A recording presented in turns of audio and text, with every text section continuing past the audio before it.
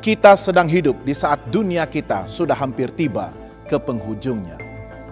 Peristiwa-peristiwa akhir zaman sudah pun kian digenapi dan telah pesat terjadi di sekeliling kita. Ramai yang berasa putus asa dan telah kehilangan pengharapan mereka. Kesan daripada masa-masa kesukaran dan pelbagai jenis permasalahan serta tekanan hidup. Ramai yang sedang mencari-cari jawaban kepada segala persoalan hidup mereka. Berita baik untuk Anda, Alkitab akan memberikan kita segala jawabannya. Marilah kita menerokai fakta-fakta menakjubkan daripada Alkitab untuk pengharapan terakhir kita pada akhir zaman ini.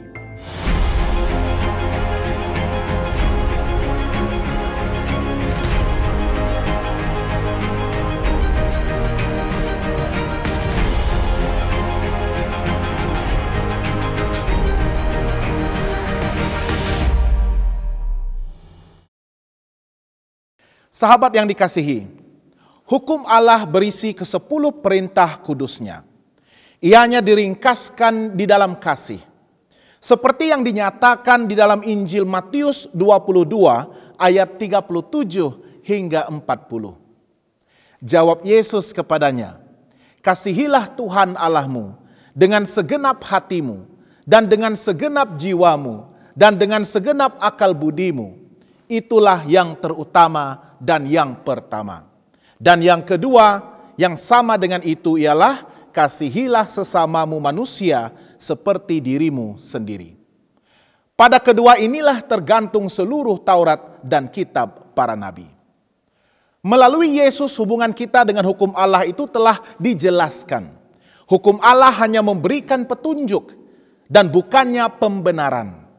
Ada banyak sebab mengapa Allah memberikan ke-10 perintahnya kepada umat Israel dan juga kepada kita pada hari ini. Antara lain adalah supaya mereka tahu akan sifat-sifat Allah yang sebenarnya. Supaya mereka memiliki pedoman untuk menuntun kehidupan rohani mereka di dunia yang berdosa ini. Supaya mereka dapat menjadikan pola kehidupan mereka menuruti teladan Allah. Supaya mereka boleh menyadari bahwa Allah dan hukum-hukumnya adalah kekal. Dan supaya mereka dapat mengetahui bahwa Allah begitu mengasihi mereka. Ke-10 perintah Allah ini akan menjelaskan kepada kita tentang sifat Allah. Dan mengajarkan kepada kita bahwa Allah adalah kudus, murni dan baik, dan juga bahwa Allah adalah kasih. Allah menuliskannya karena Dia mengasihi kita. Perintah-perintah tersebut mengkehendaki agar kita berbuat baik, sama seperti Dia adalah baik, murni, sebagaimana Dia adalah murni, dan kudus, sebagaimana Dia adalah kudus. Pada kali ini kita akan mendalami lebih lanjut lagi tentang ke-10 perintah dan ketetapan Allah ini. Dan menemukan fakta-fakta menakjubkan yang mungkin belum pernah kita ketahui dan pelajari sebelum ini. Sebelum kita melanjutkan sesi pembelajaran kita, saya ingin mengundang sahabat semua untuk berdoa. Mari kita berdoa. Tuhan Bapa di surga, saat ini sekali lagi kami ingin menghadap hadirat Tuhan, berhiaskan kekudusan yang diberikan oleh Yesus Kristus. Kami datang seadanya Tuhan sebagai manusia yang berdosa. Tetapi kami sangat bersyukur karena kami telah pun ditebus oleh darah Yesus. Dan dilayakkan untuk berdiri di hadapan Tuhan sebagai orang yang ditebus dan dibenarkan oleh iman kami kepada Yesus. Kami akan menyelidiki dan membuka firman Tuhan. Kami merendahkan hati dan jiwa kami. Dan mohon agar Roh Kudus Tuhan akan menuntun kami. Sewaktu kami akan menemukan fakta-fakta menakjubkan yang akan mendorong kami. Dan akan mengubah kehidupan kami sesuai dengan kehendak Tuhan. Dan menuntun kami untuk menuruti firman-firman dan ketetapan Tuhan ini. Berkati sahabat saya yang turut belajar bersama-sama dengan saya pada kali ini.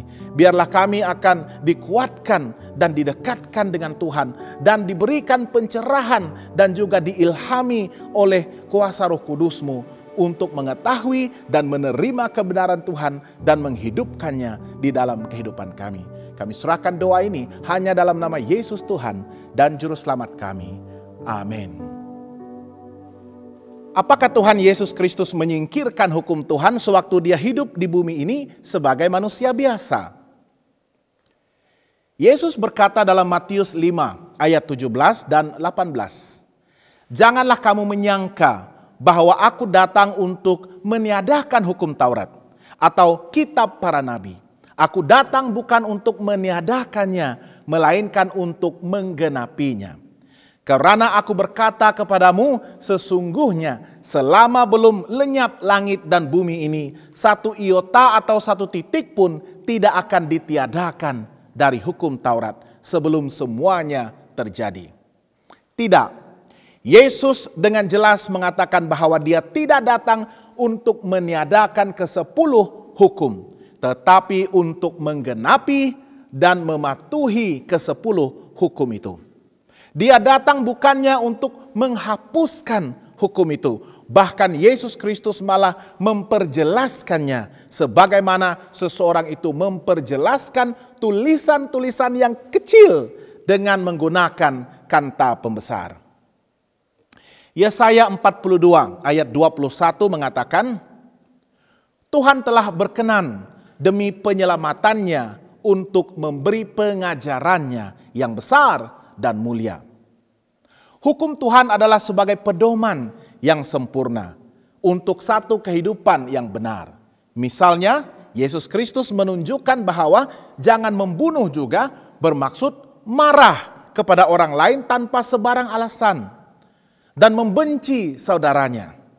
1 Yohanes 3 ayat 15 menyatakan, setiap orang yang membenci saudaranya adalah seorang pembunuh manusia. Dan kamu tahu bahwa tidak ada seorang pembunuh yang tetap memiliki hidup yang kekal di dalam dirinya. Yesus juga menjelaskan di dalam Matius 5 ayat 27 dan 28 bahwa nafsu seks di dalam hati kepada seorang yang bukan suami atau istri yang sah juga adalah suatu perzinahan. Kamu telah mendengar firman, jangan berzina. Tetapi aku berkata kepadamu, setiap orang yang memandang perempuan serta menginginkannya sudah berzina dengan dia di dalam hatinya. Dan Yesus juga bahkan mengatakan di dalam Yohanes 14 ayat 15. Jikalau kamu mengasihi aku, kamu akan menuruti segala perintahku. Apakah orang yang secara sedar terus-menerus melanggar satu sahaja daripada ke-10 hukum itu akan diselamatkan oleh Tuhan? Mari kita bacakan dalam Roma 6 ayat 23. Sebab upah dosa ialah maut, tetapi karunia Allah ialah hidup yang kekal dalam Kristus Yesus Tuhan kita. Yesaya 13 ayat 9 menyatakan, sungguh hari Tuhan datang dengan kebengisan, dengan gemas dan dengan murka yang menyala-nyala, untuk membuat bumi menjadi sunyi sepi dan untuk memusnahkan daripadanya orang-orang yang berdosa. Dan Yakobus 2 ayat 10, sebab barang siapa menuruti seluruh hukum itu tetapi mengabaikan satu bagian daripadanya, dia bersalah terhadap seluruhnya. Tidak, orang itu tetap akan binasa. Ke-10 hukum adalah pedoman yang harus kita gunakan untuk menemukan jalan menuju kehidupan yang suci. Jika kita melanggar bahkan satu sahaja dari ke-10 hukum itu, maka kita telah pun mengabaikan satu bahagian daripada pola ataupun petunjuk Tuhan itu.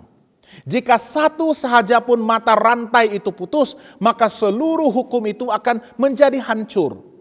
Alkitab mengatakan bahwa sewaktu kita secara sadar melanggar hukum Tuhan, maka kita telah pun berbuat dosa.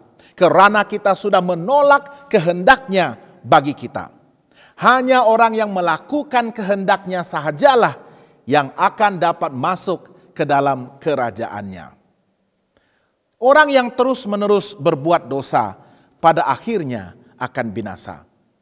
Yakobus 4 ayat 17 menyatakan, jadi jika seorang tahu bagaimana ia harus berbuat baik, tetapi dia tidak melakukannya, dia berdosa. Dapatkah seseorang itu diselamatkan dengan menuruti ke-10 hukum Tuhan? Mari kita baca dalam Roma 3 ayat 20. Sebab tidak seorang pun yang dapat dibenarkan di hadapan Allah oleh kerana melakukan hukum Taurat. Karena justru oleh hukum Taurat orang mengenal dosa. Dan Efesus 2 ayat 8 dan 9. Sebab kerana kasih karunia kamu diselamatkan oleh iman. Itu bukan hasil usahamu tetapi pemberian Allah. Itu bukan hasil pekerjaanmu, jangan ada orang yang memegahkan diri. Tidak, jawabannya sangat jelas sekali. Tiada seorang pun yang dapat diselamatkan kerana menuruti ke-10 hukum. Keselamatan hanya diperoleh melalui kasih karunia ataupun anugerah ataupun rahmat Tuhan. Sebagai pemberian yang percuma daripada Tuhan melalui kematian Yesus Kristus. Dan kita harus menerima pemberian ini melalui iman. Bukannya melalui perbuatan baik ataupun penurutan sepenuhnya kepada hukum. Hukum hanya berfungsi sebagai cermin untuk menunjukkan dosa di dalam hidup kita. Penyucian hati dan pengampunan dosa itu datang hanya melalui kematian Yesus Kristus. Jadi kenapakah ke-10 hukum itu sangat penting untuk menyempurnakan sifat umat Tuhan? Firman Tuhan dalam Pengkhotbah 12 ayat 13 menyatakan, akhir kata dari segala yang didengar ialah takutlah akan Allah dan berpeganglah pada perintah-perintahnya. Karena ini adalah kewajiban setiap orang. Dan sekali lagi dalam Roma 3 ayat 20. Sebab tidak seorang pun yang dapat dibenarkan di hadapan Allah oleh kerana melakukan hukum Taurat. Karena justru oleh hukum Taurat orang mengenal dosa.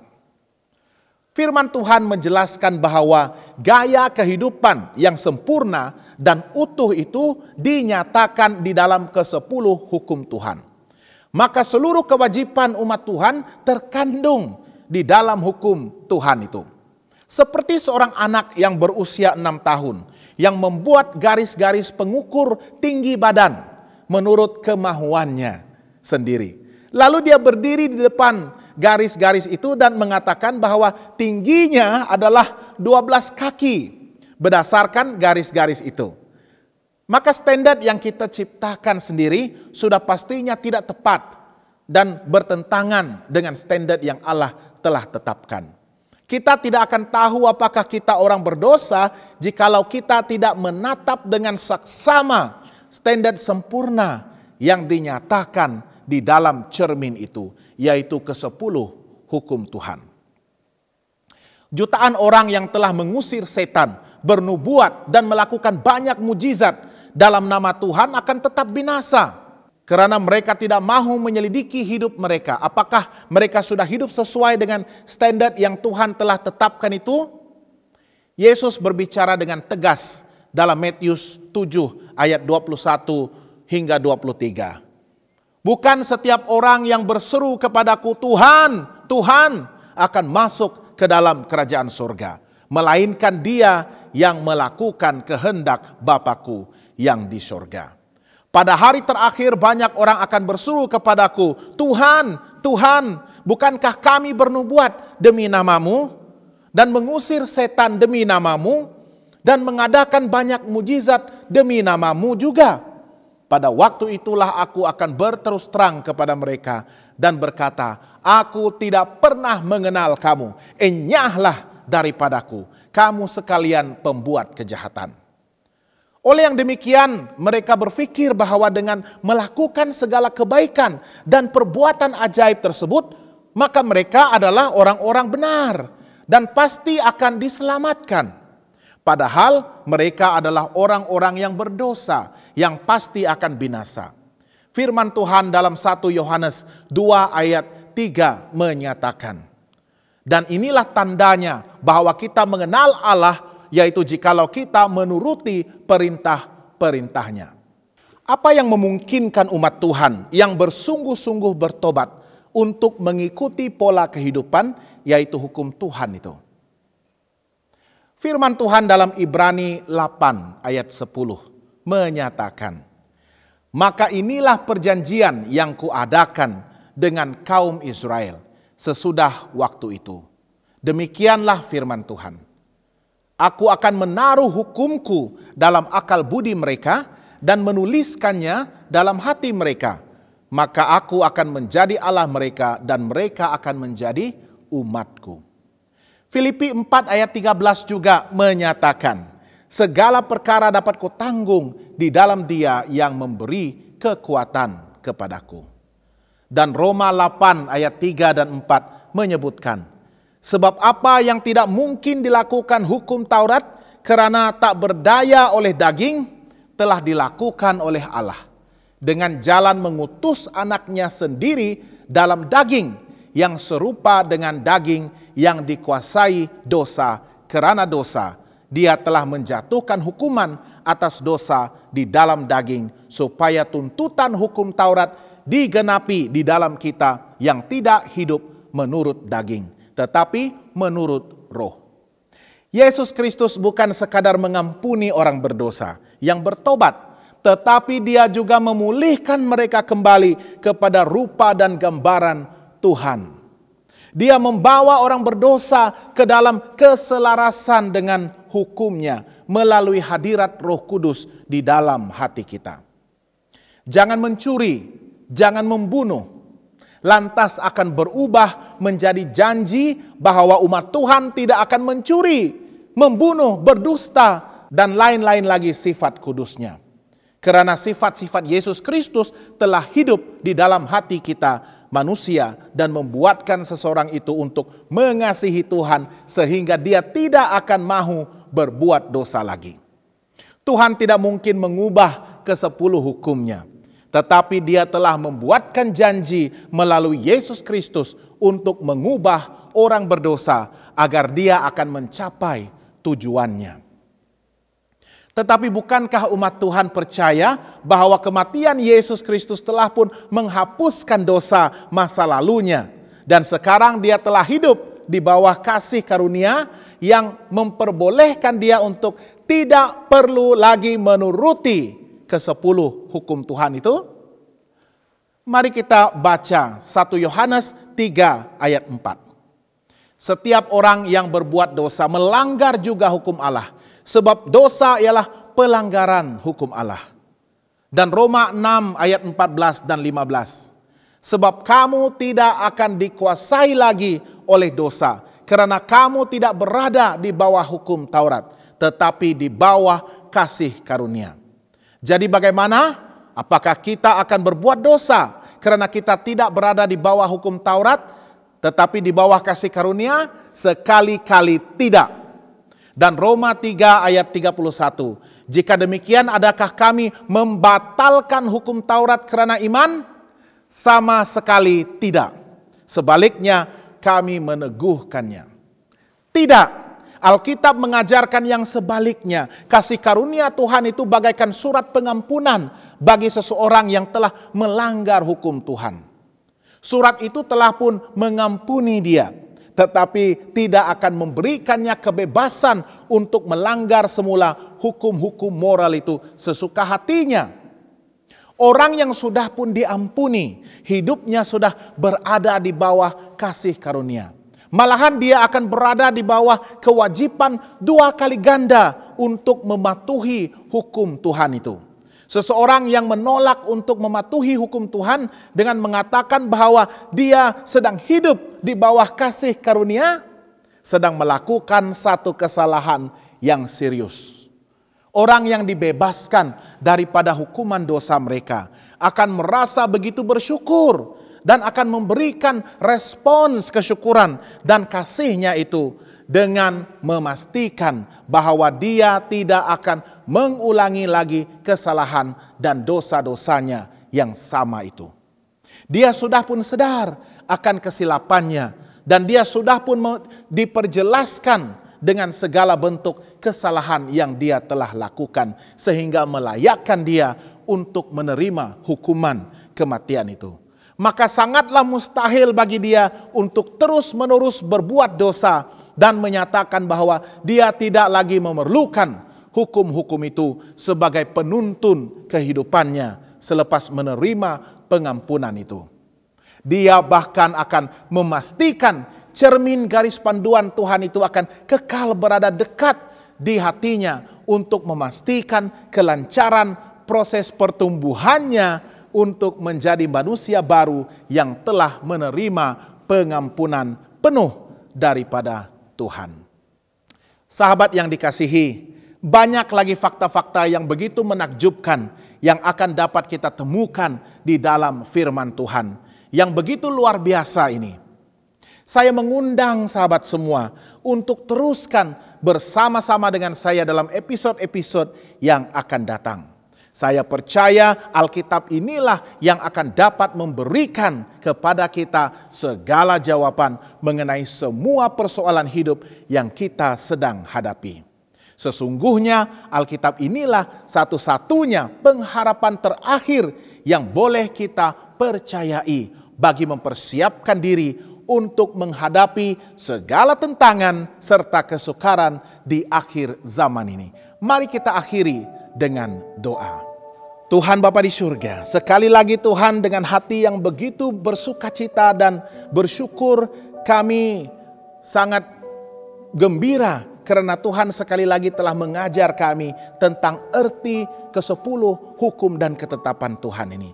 Hukum Tuhan adalah garis panduan yang begitu penting untuk memandu kehidupan kami agar kami akan dapat bertumbuh untuk membentuk sifat dan kepribadian seperti Yesus Kristus. Tolong kami Tuhan agar kami akan terus mendekati Tuhan melalui firman-Mu dan menatap dengan penuh saksama hukum-hukum Tuhan sebagai cermin itu yang akan menyatakan kepada kami kelemahan dan dosa-dosa kami, dan seterusnya untuk kami datang kepada salib Yesus untuk menerima pengampunan, dan melalui perasaan yang begitu bersyukur dan gembira karena telah diampuni, maka kami akan memelihara dan menuruti ke-10 hukum ini sebagai cara untuk kami bertumbuh di dalam Tuhan. Tuhan, tolong kami untuk terus belajar dengan penuh tekun, dengan penuh keyakinan dan keberanian untuk menerima segala kebenaran yang telah dinyatakan kepada kami. Dan tolong kami untuk membuat keputusan yang tepat untuk mengikuti Yesus, menerima Dia sebagai Tuhan dan Juru Selamat kami, dan seterusnya untuk bertumbuh di dalam perhubungan kami dengan Dia melalui firman Tuhan yang kami baca dan dalami setiap hari. Berkati semua sahabat saya yang setia untuk belajar bersama-sama dengan saya. Biarlah mereka juga akan menetapkan di dalam hati dan jiwa mereka untuk menjadi seorang murid yang setia dan memelihara ke-10 hukum Tuhan sebagai respons dan sahutan kepada penyelamatan Tuhan yang dinyatakan melalui kasih di dalam salib Yesus Kristus. Terima kasih Tuhan, sehingga kami akan bertemu lagi pada episode yang akan datang. Doa ini kami mohon dalam nama Yesus Kristus Tuhan dan Juru Selamat semua kami. Amin. Sekiranya sahabat semua mempunyai sebarang pertanyaan, doa permohonan, ataupun ingin mengetahui dengan lebih lanjut tentang fakta-fakta Alkitab ini, bolehlah menulis kepada kami melalui alamat email prayer@hopetv.asia. Saya juga ingin mengundang sahabat semua untuk menyaksikan program-program kerohanian, program kesehatan, program kekeluargaan, pendidikan, dan banyak lagi melalui saluran TV kami di hopetv.asia ataupun melayari laman Facebook dan YouTube di Hope Channel Asia Tenggara. Semoga Tuhan memberkati dan semoga kita bertemu lagi.